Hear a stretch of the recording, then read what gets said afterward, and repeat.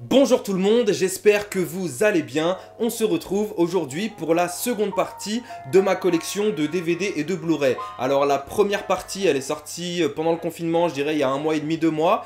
Et elle avait plutôt bien marché, il y a eu plus de 1000 vues dessus. Et 1000 vues à mon échelle, c'est pas mal du tout.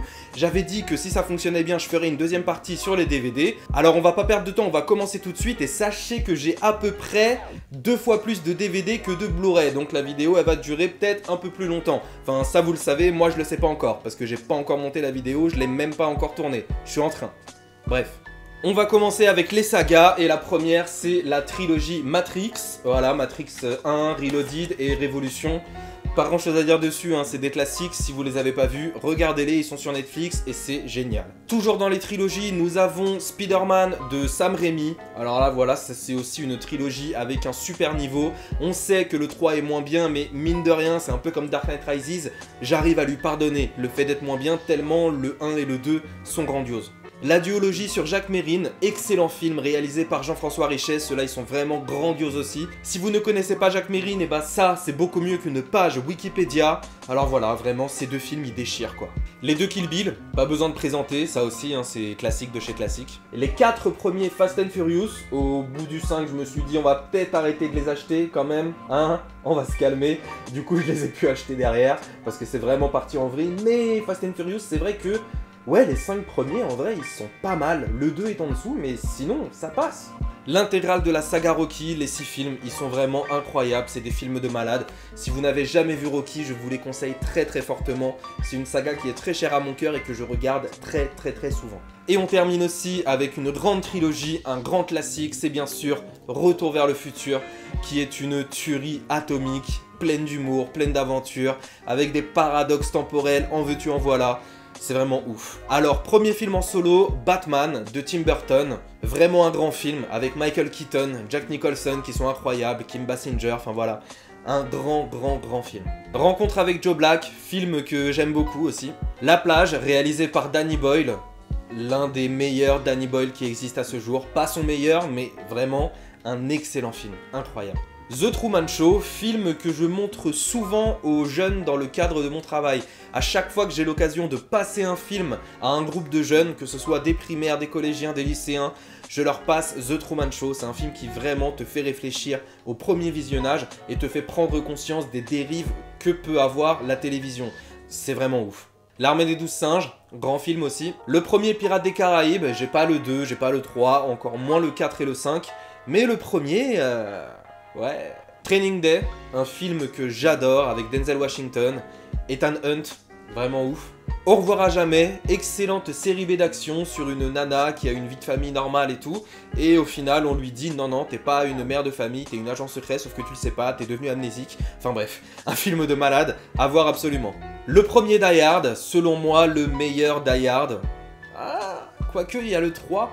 Ils sont au coude à coude avec le 3, mais le premier a vraiment lancé non seulement la franchise Die Hard, mais en plus le style de film qu'est un Die Hard. C'est pour ça qu'aujourd'hui on peut dire Die Hard-like. C'est une expression qui existe parce que Die Hard est vraiment un film qui est un game changer et qui a vraiment apporté des codes de cinéma qu'on ne voyait pas à l'époque et qui aujourd'hui sont devenus monnaie courante. Donc bravo à Die Hard. Et ouais, en vrai... il est mieux que le 3 du coup. Ocean's 11, film que j'adore, les suites sont à jeter, mais le premier est plutôt cool.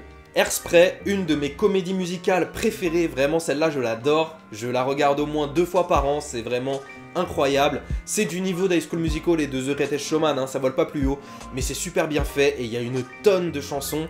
Je l'ai même vu sur scène à une époque, il passait au Casino de Paris, j'étais parti les voir avec ma cousine. D'ailleurs bisous si jamais tu passes par là. En tout cas, Hairspray c'est vraiment un grand classique. À mes yeux, bien sûr, à mes yeux. Mais il est mortel. Le meilleur spectacle de Gad Elmaleh, alors ça je crois que c'est un cadeau que j'avais fait à ma mère.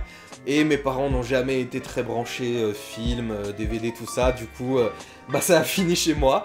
Mais c'est vrai que c'est son meilleur spectacle la Gad, hein, parce que aujourd'hui... c'est plus trop ça. Fatal, de et avec Michael Youn, et d'ailleurs c'est son meilleur film, que ce soit en tant qu'acteur ou en tant que réalisateur, je trouve qu'il a jamais fait mieux que Fatal. Et il avait prévu de faire des suites, finalement il a abandonné l'idée, et c'est tant mieux, mec, ne fais pas de suite à Fatal, ce film est un petit bijou. Fatal est très bien comme tel, et honnêtement les quelques clips qu'il a refait en essayant de reprendre un peu de buzz sur Fatal, ça n'a pas marché, et c'est tant mieux. Parce que je veux pas qu'on y touche, j'adore ce film, c'est une tuerie, en plus c'est une excellente comédie musicale, donc ouais, je fais un peu long sur ce film, mais je le kiffe vraiment, il mériterait une vidéo. Joyeuses funérailles, une comédie anglaise qui est vraiment tordante, sur toute une famille qui se retrouve aux funérailles du grand-père, et évidemment il y a des problèmes de famille, il y a des conflits, il y a des trucs, il y en a un qui prend de la drogue, enfin, elle est vraiment plaisante, elle est tordante, regardez ce film, vous allez vraiment beaucoup rire.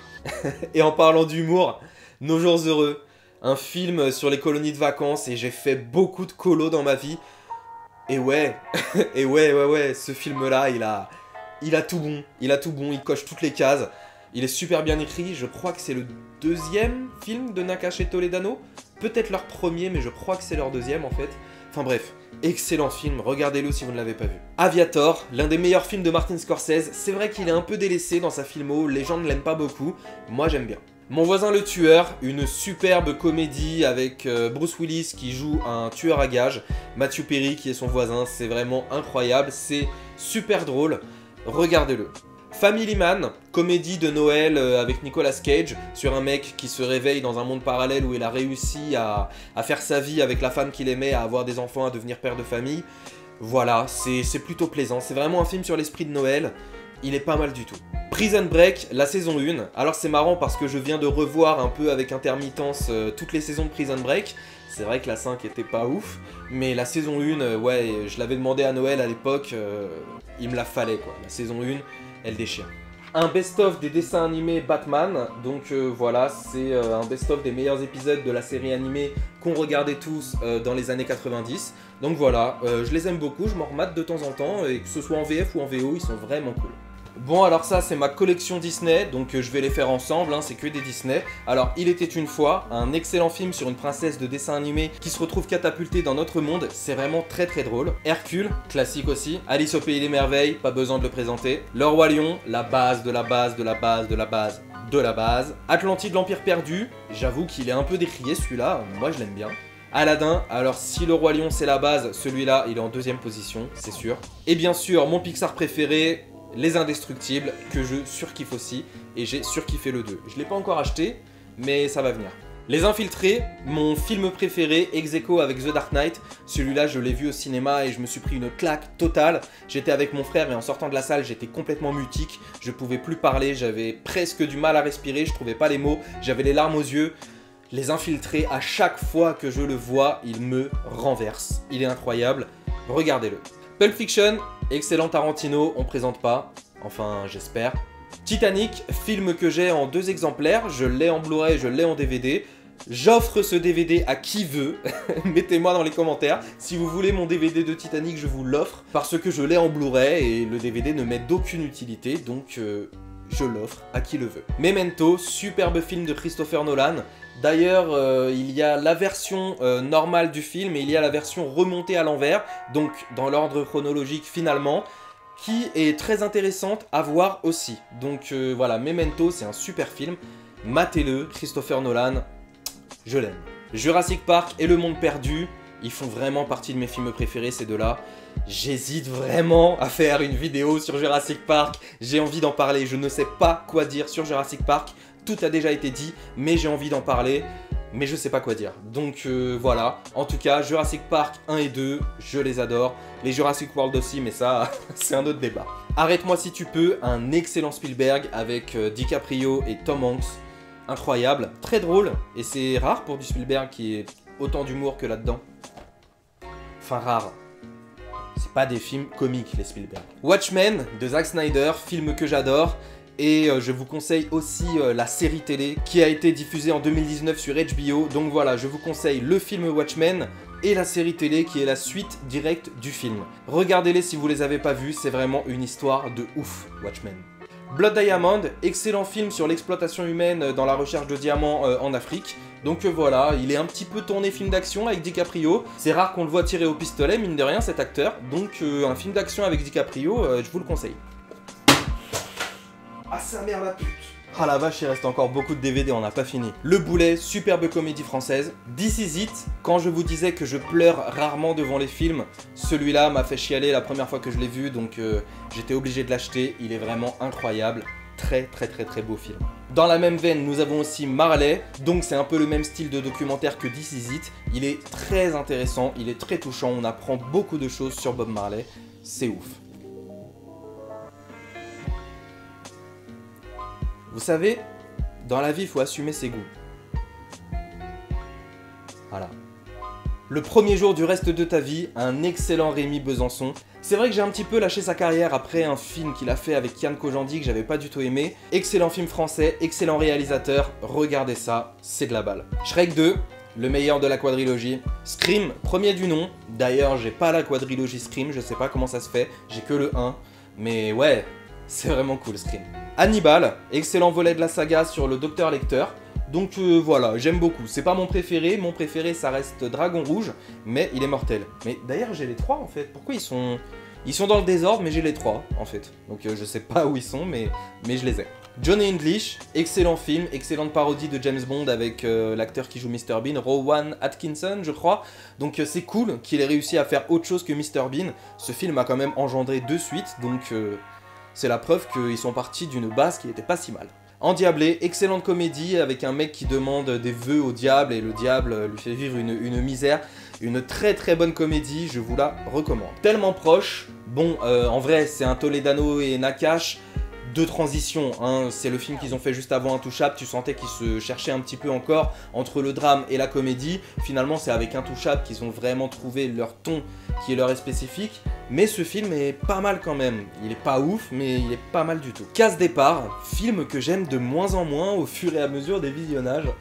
Je sais pas pourquoi, je sais pas ce qui se passe avec Casse Départ, mais la première fois que je l'ai vu j'ai adoré, et plus je le revois, plus je me dis... bah c'est pas si drôle en fait. Les Bronzés et Les Bronzés font du ski, vraiment une duologie incroyable, et je dis bien duologie, donc toi qui veux mettre dans les commentaires que c'est une trilogie que je me trompe, non, je me trompe pas gros, c'est une duologie. Calme-toi, mais pas de commentaires. Stalingrad, excellent film de sniper, vraiment incroyable, je vous le recommande. Les Affranchis, j'ai pas besoin de le présenter, et si j'ai besoin de présenter Les Affranchis, coupe cette vidéo et va sur Netflix.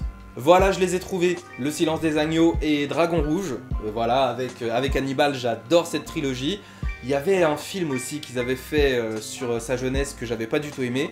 Et la série Hannibal, j'ai regardé la saison 1 et je l'ai fini vraiment dans la douleur. J'ai pas regardé la saison 2 ni la saison 3. Mais voilà, ça me donne pas vraiment envie. Je m'en tiens à ma trilogie avec Anthony Hopkins, moi ça me va très bien. Gangs of New York, excellent film de Martin Scorsese. Apocalypse Now, grandiose. Vraiment, je rechignais à voir ce film, hein. Il m'intéressait pas de base, j'avais vu quelques images, ça me chauffait pas. Et je crois qu'un jour, il était 3 h du matin, je me suis dit, allez, faut le voir un jour dans sa vie, je l'ai mis sans y croire. Et j'ai été transporté, quoi. Apocalypse Now, les gars, regardez-le. Ma vie en l'air, premier film de Rémi Besançon et film qui est très culte dans ma famille. Avec mes frères, avec mon père, ma mère, on connaît ce film et quasiment les dialogues par cœur. On l'a beaucoup regardé quand j'étais ado. Donc ouais, Ma vie en l'air, c'est un film de cœur quoi. Le Terminal, un Spielberg plutôt centré sur l'humour aussi, hein, mine de rien, faut le dire. Excellent. Peter Pan, l'une des meilleures adaptations de Peter Pan que j'ai vues dans ma vie. Si ce n'est la meilleure, faut que je le remate parce que ça doit faire 3 ou 4 ans que je l'ai pas vu. Faudrait que je le remate, mais ouais, je crois que... Entre Hook et Peter Pan... Non, Hook les gars, Hook. Mais j'adore Peter Pan. Scary Movie. Si t'es né dans les années 90, tu peux pas dire que c'est pas un classique ce film. Un grand classique. Ali, excellent biopic sur le boxeur éponyme. C'est avec ce film que Will Smith a montré que c'était un grand acteur. Il a été nominé aux Oscars pour ce rôle. Vraiment un film de ouf, grandiose. Terminator, premier du nom. J'ai le 2e en Blu-ray bien sûr. Et le 4e aussi. Terminator 1. Film de ouf aussi. Excellent film d'horreur. C'est un film d'horreur Terminator 1. Il y en a beaucoup qui disent ouais Terminator c'est de l'action et tout, faut pas oublier d'où ils partent. Ils partent d'un film d'horreur. Bon après, effectivement c'est devenu de l'action, mais Bref, on s'en fout. Danse avec les loups, en version longue, 3h44 de pur bonheur. C'est incroyable, ça fait un moment que je l'ai pas vu celui-là aussi.